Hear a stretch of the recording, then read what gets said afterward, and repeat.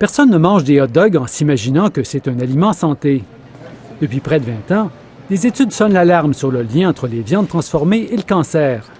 L'Organisation mondiale de la santé vient de passer au peigne fin plus de 800 études sur le sujet et a classé les charcuteries dans la catégorie des agents cancérigènes. On catégorise maintenant les charcuteries comme étant associées à une augmentation du risque de cancer chez l'humain. Cancérogène chez l'humain, ça, c'était pas encore établi. Jambon, saucisses, bacon, bref, le patrimoine alimentaire québécois est au banc des accusés. Un facteur de risque d'augmentation d'un tueur très important au Canada, qui est le cancer colorectal. On estime que 34 000 décès par année dans le monde sont attribuables à une alimentation riche en charcuterie.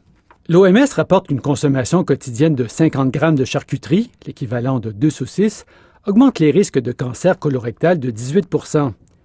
Les nombreux agents de conservation, comme les nitrites, sont en partie à blâmer.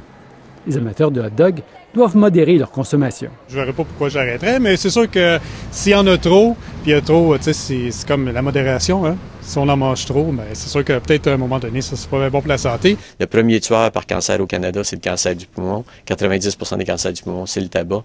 Mais le deuxième tueur, c'est le colorectal. Et on estime que 85 % des cancers du côlon et du rectum sont associés au mode de vie, à l'hygiène de vie. Quand on identifie un facteur qui est associé à une réduction du risque de cancer colorectal, c'est pas n'importe quoi. La viande rouge et même la viande de porc sont aussi montrées du doigt et classées comme potentiellement cancérigènes.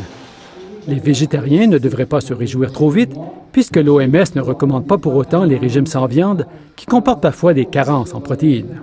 Le cancer n'est jamais à prendre à la légère, mais il faut souvent tenir compte de plusieurs facteurs et se rappeler que l'alcool, le tabac et la sédentarité tuent infiniment plus de gens qu'un hot dog occasionnel. Ici Michel Marsollet, Radio-Canada, Montréal.